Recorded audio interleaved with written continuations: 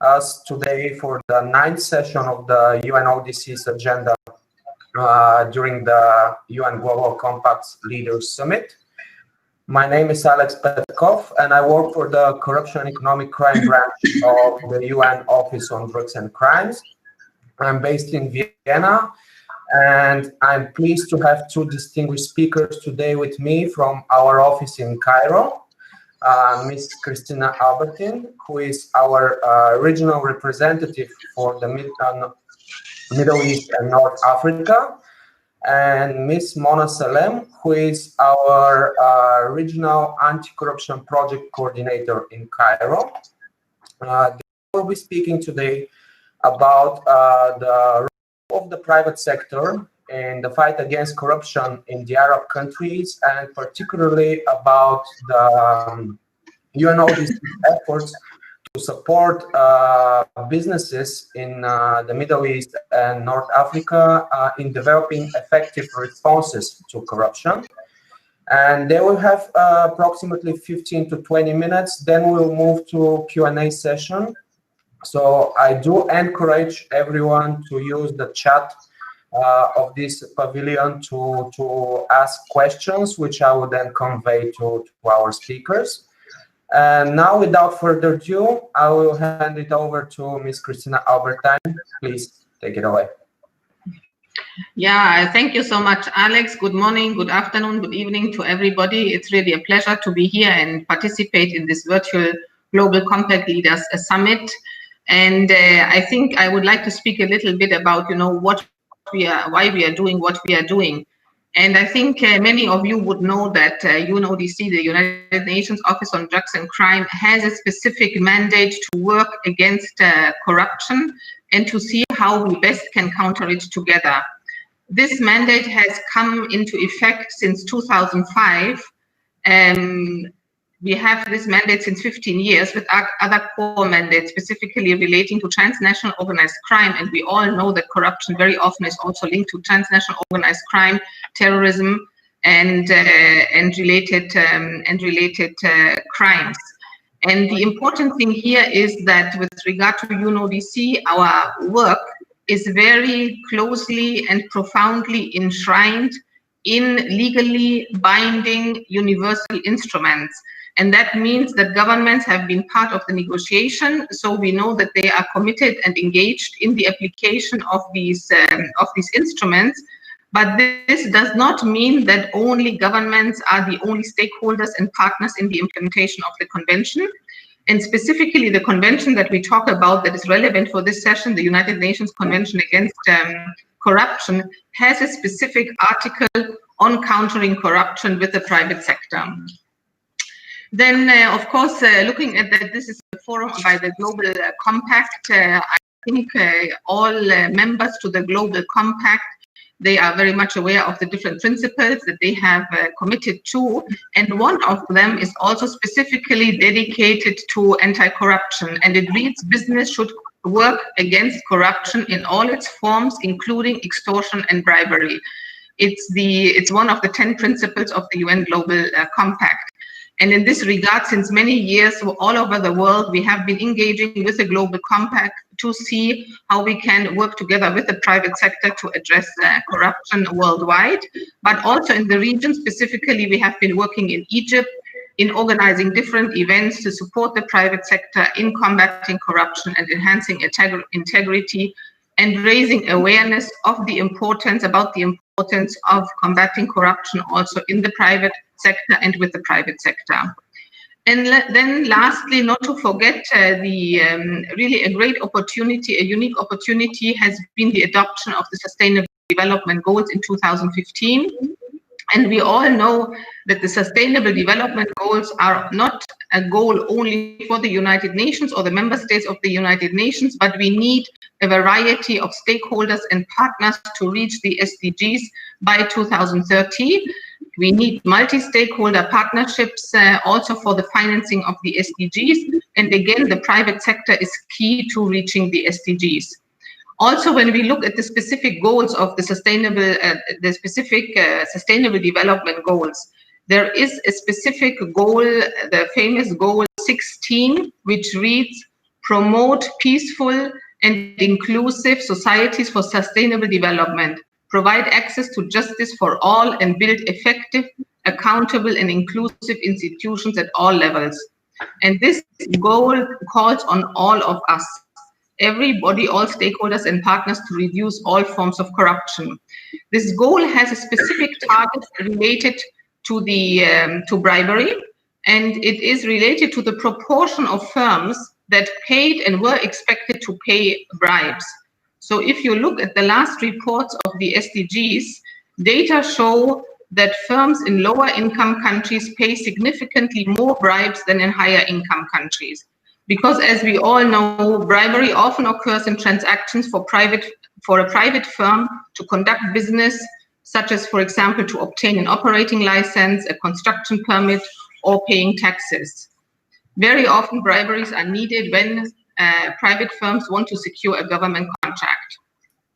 Let me also mention another important angle to preventing corruption within the SDGs, and that is the right to information, the freedom of information. And one of the indicators in the SDGs relates to the number of countries that have adopted respective laws that guarantee the right to information.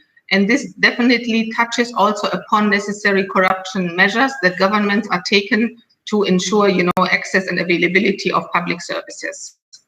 So I believe with the global commitments that we have through the Global Compact, through the SDGs, and also with the mandate that specifically UNODC has through the United Nations Convention Against Corruption, which is a universal instrument, and it has been ratified by almost all countries in the world. In our region, in the MENA region, only Syria has not yet ratified. But all these mandates together, when we take them together, we see that there is a clear role also for private sector action, and that we can do a lot. And of course, there is a need to do a lot more together with business partners. So when we look at what can we do, as I mentioned, we have UNODC has a specific role with respect to the convention, as it is the only binding instrument. And in this capacity, we can also provide assistance, technical assistance, also in form of legal assistance, and we can provide this assistance not only to national authorities, but also to the private sector, so that we can increase the counter-corruption capacity also in the private sector. We already have developed a large number of tools, resources, and publications that can be useful for the private sector in their anti-corruption and transparency efforts, and that can help to create healthy business environments. Several countries worldwide already have engaged in such initiatives. And I would invite you to visit our website, the global website, but also our websites of the different field offices. And there you can see all the different information, and especially the online resources that are available to counter corruption. And I would refer to a tool that is called Check, that will give you a lot of online resources that can be useful for our work. We have, for example, also developed 2 interactive e-learning modules in both English and Arabic. And of course, Arabic language is extremely important in our region, and we need the tools in this language, which aim to improve the learner's understanding of the provisions of the Convention Against Corruption. And all these modules are available for the public.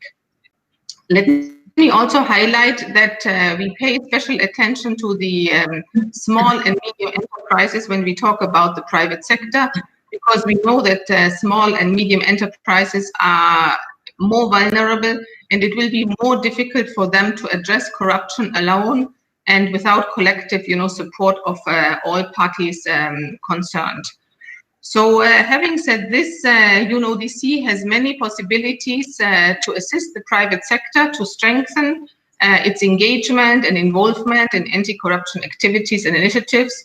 And we can support the private sector in designing and implementing anti-corruption internal policies and measures.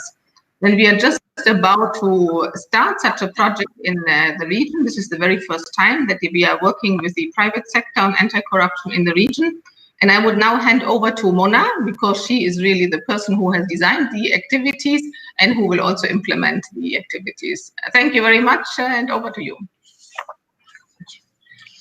Thank you very much, Cristina, and thanks, Alex. And good morning, good afternoon, good evening, everyone. We see the number of participants, but we do not know from which countries. So I hope you're enjoying a nice day, and that also you find this session useful and starting point for further discussion with you all on the potential support that UNODC can provide in the fight against corruption, and also to support the private sector and the businesses to enhance their integrity. So thank you very much, Cristina. I will start from the point where you ended, because I would also like to focus much on the regional, or focus more during the couple of minutes on the regional aspects, on what we have done and what we are planning to do later on. So also to complement on the points that you have mentioned, that, for example, we have partnered with some countries in the region to develop e-learning modules on anti-corruption.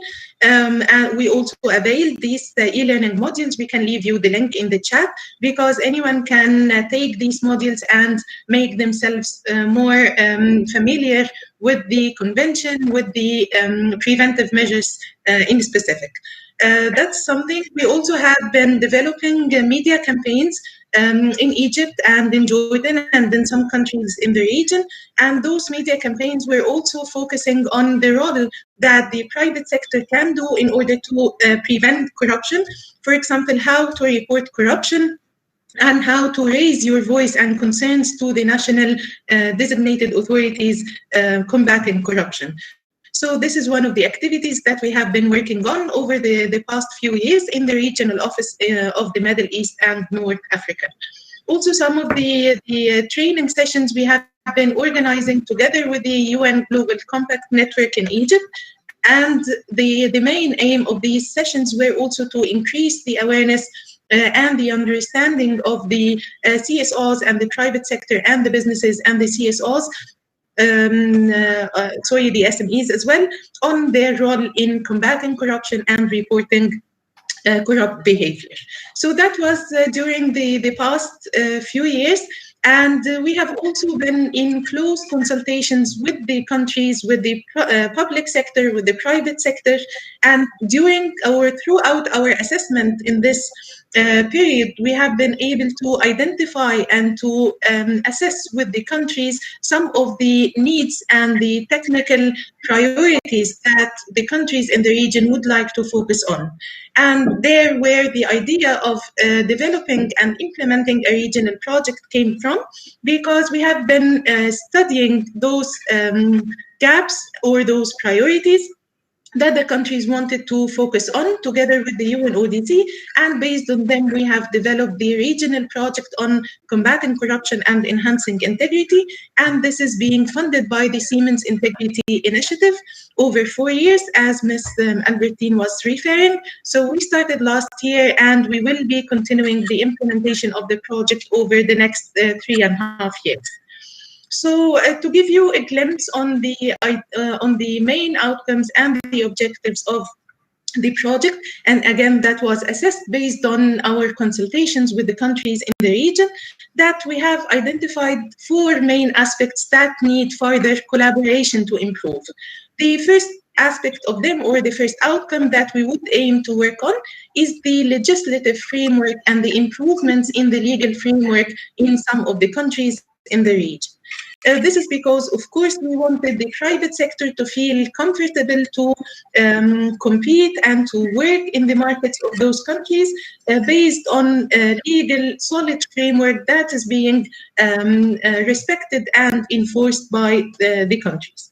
So this is, for example, one of the elements that we will be working on, specifically with Iraq, because that was a priority that we have discussed together with the public and private sector.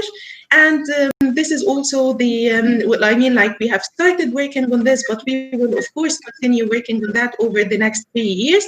What we're doing with in Iraq now, together with the anti-corruption authorities, is to assess the gaps in the legislation with regards to the private sector, making sure that the current legislation and the ones to be drafted are supporting the role and empowering the private sector to take more active role in the country, and also to work on the private sector development plan. So this is something that we started in Iraq, and we will be working on together with the government and the public sector and the private sector in the coming period. For example, the second element that we identified across the countries in the region, and I think, or I believe it's also the same in some other parts in the region, that sometimes the problems of the private sector companies are not well communicated to the public sector. And this creates a gap because the government maybe would like to assess, but they do not know the day-to-day problems that the private sector is facing.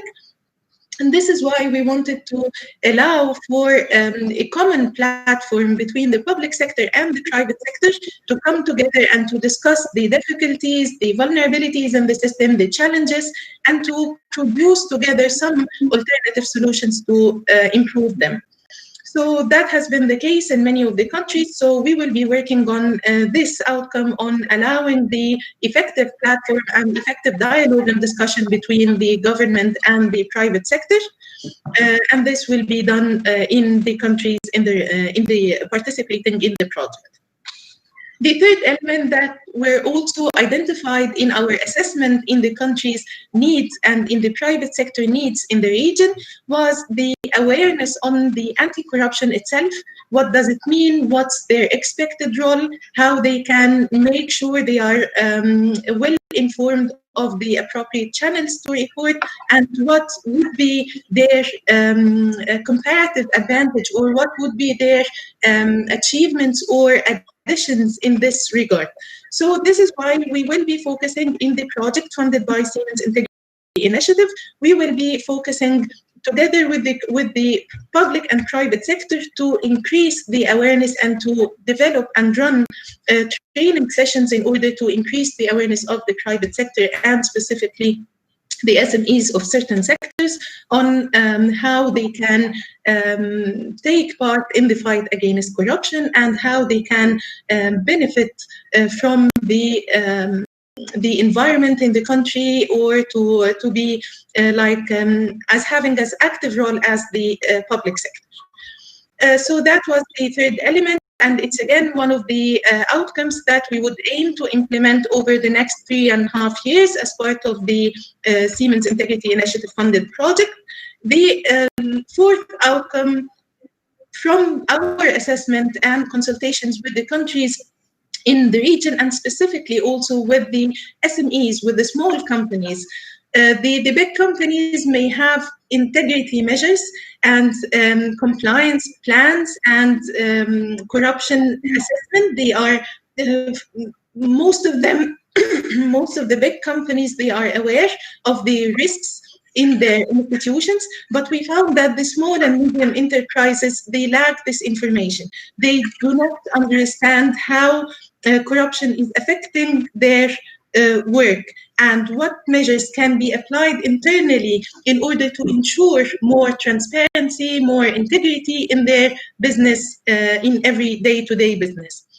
So this is why we came with the idea to produce a risk assessment tool. It's similar to the corruption risk assessment that's being done in the national authorities, which is something that has been endorsed by the UNCAC and has been implemented by many countries. We also wanted to do this on the private sector scale. So our idea, and we started working on this, this is one of the elements that we already started working on, that we will draft an assessment tool and we will be calling for the companies to participate with us and try to adapt this tool and use this tool internally in order to make sure that where do they stand, which integrity measures they need to apply internally, and what actions they can encourage their employees to take. So also, for example, in the chat, and if you're joining from countries in the region, we would be happy to receive, if you have some interest, to try the tool and to start learning more about the tool. we would be very happy to connect with you after the event in order to tell you more about the tool and how it could be beneficial in your organization, especially for the small and medium enterprises. So again, I don't want to make it long, but I wanted to highlight from the consultations with the countries the main 4 priorities that we have developed our regional project based on them. The project is currently working in Iraq, in Egypt, in the United Arab Emirates, and also in Libya. And hopefully, towards the beginning of the next implementation year, we would be also adding 2 additional countries in the region. So this is in a nutshell what we have been doing. We started to we got the endorsement of all the anti-corruption institutions in those 4 countries. They are all committed and willing to support this initiative and to work more with us and with the private sector. So I don't want to make it long for you, and I hope I provided you with a background on the regional activities that we are now implementing, and I would welcome, of course, any questions that we can be responding to now. Thank you very much. Back to you, Alex. Thank you very much, both Mona and Cristina, for these insightful overviews of first the UNODC mandates under UNCAC and the SDGs to work together with the private sector in order to fight corruption, and also the overview about the ongoing projects in the MENA region that are really interesting. And we also heard about the particular needs and some challenges in the countries that we are working with. So now I will invite the participants to ask their questions. You can use the chat function, as I mentioned at the beginning of the session, and then we'll be happy to address your question. So please go ahead.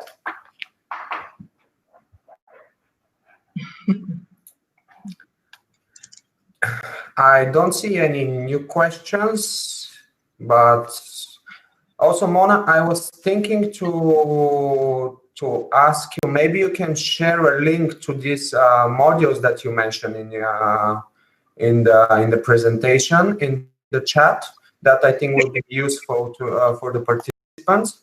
Yes, this is actually what I'm doing now. So now I'm pasting the link to the e-learning initiative platform, and yeah, we can assist them to create the username and password. It's for free, so we can assist them in that. I would also type my email so they can. Yeah, so they can get back to us and ask for the credentials. We would provide them in less than 24 hours, and then they can get into the module and see interactive modules. It's not like static information, but it would be a sort of interactive, a few questions, few situations mimicking the real life, and then they can they will get more sense of of what the modules is about from trying them online. Okay, great. Thank you so much. And I see that we have a question from Sigal. She is asking us, can you tell us more about the challenges of building trust with the private sector? Yes. So actually, with the private sector, there were many of the challenges. The first of them, or the most outstanding one, whether the public sector and the anti-corruption authorities would hear them or not, because you would find that many of the SMEs, they are having some problems. They feel it's individual problems, and they, in a way or another, they try to report this, but they did not receive a positive response from the designated authorities. So the first thing that we noticed as a challenge was the reluctance or sometimes mistrust in some of the countries that the private sector would come to the same table with the public sector, thinking that, are you going to listen to us, or are you going to change the administrative procedures, for example, to cater for our response? So that was one of the main challenges, for example, that we have identified. And the thing is that we tried since the beginning to have two channels of discussions. For example, one of them together with the private sector companies and the businesses themselves in order to explain the environment in their countries, explain what UNODC can help in, and explain also the positive and the commitment and the will of the government in some countries in the region to act positively. While at the same time, we go to the government and also we try to discuss with them to transfer the outstanding or the perception of the private companies about the support they may receive from the public sector, and encourage them to come together in this sort of platform that I was referring to in the second output, in order to encourage them to discuss together. And of course, when we see that some of the problems is being solved, the more they get confidence about the behavior or the action that will be taken from the government against corruption in private sector. Okay, great. Thank you so much. And Cristina, would you like to also address this question or to add something to Mona's answer? Yeah, actually, yeah, thank you very much. You know, I just wanted to add something from my experience. I worked on a very similar project in India before. And when we started this initiative in India, it was really very difficult. I mean, we invited both public sector and private sector to the same table, but I think like the first 3, 4, 5 round tables was just a very heated ping pong debate, one pointing to the other to making the mistake, you know, one takes the money, the other gives the money, and so on. So, I mean, this it will definitely take a little bit of time to bring both players together. And as you said, to create this environment that you are working on a common goal. And I mean, of course, we also have to foster a common understanding what we talk about. And I remember specifically in India, the private sector was not even aware of, and especially the small and medium enterprises, as Mona was saying, they did not even know that there are mechanisms of complaint within the government and where they can go to in case there are, you know, they want to complain. So, for example, one measure that we did, we compiled a whole directory of all possible anti-corruption institutions and desks within the government where, you know, private sector can go to if they have a complaint about corruption. So it's definitely, it will not be a short way, it will be a long haul, you know, way that we have to go until we get to this trust that we need to work together. Yes, exactly. Yeah. Thank you. I think this was a great answer from both of you. And now I see that we have one more question, and I think that will be the last question, since we are also running a bit out of time. So the question from Inji Ismail is, can you please elaborate on the 4th pillar of your action against corruption? Yes. Who would like to address this one? Okay, I can address this quickly, and of course, if Cristina also would like to add to this, but mainly in this element, when I mentioned in the 4th outcome of the project, is that we are going to work with some of the small and medium enterprises. We are going to assess together what are their anti-corruption measures, if any, whether the employees are aware of the channels to report corruption, whether, for example, they have codes of ethics internally in their businesses or in the SMEs, and whether they understand the consequences of corruption on them. So we will really be looking together with the SMEs on many of the aspects in order to draw a clear picture on where do they stand in terms of having and developing measures to combat and address corruption and increase integrity. And this will be helpful because if you are aware of this, and if the employees in your company, even if it's like 10, 15, 20 maximum people in the company, if they are aware that combating corruption is important, and that any corrupt practice would not just go without being addressed or punished, I think this will enhance the culture of integrity in the SME. The main idea of this goal is not to punish or to say that this act is corrupt and we will punish whoever will do, but it's more of really fostering a culture of transparency and accountability inside the institutions.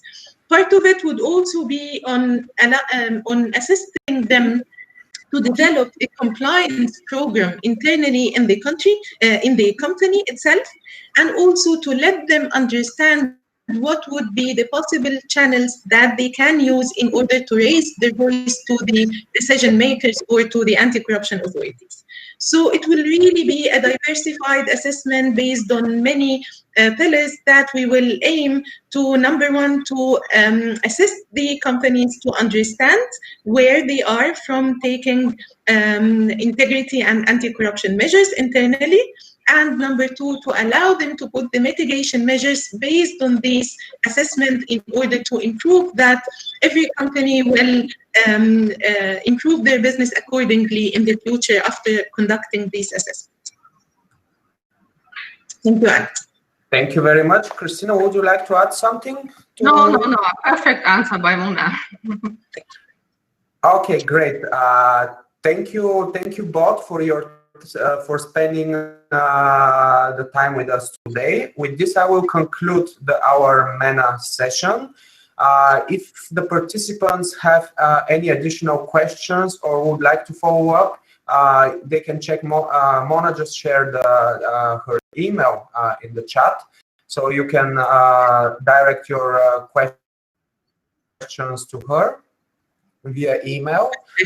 And thank you again for joining us. To all participants, I would like to invite you to our last session for today, which will start at 8 a.m. New York time, which is a little bit less than 1.5 hours from now. And in this session, Mr. Giovanni Gallo, the Chief of the Implementation Support Section of UNODC's Corruption and Economic Crime Branch, will provide an overview of our work in fighting corruption with the private sector in the past 15 years. So please join us for this session, which will be the last one of the UNODC's agenda at this year's Leaders Summit. Thank you again, and hope to see you in a bit. Bye. Thank you very much, Alex. Thank you, Cristina. Thank you very much. Thanks. Bye. Bye.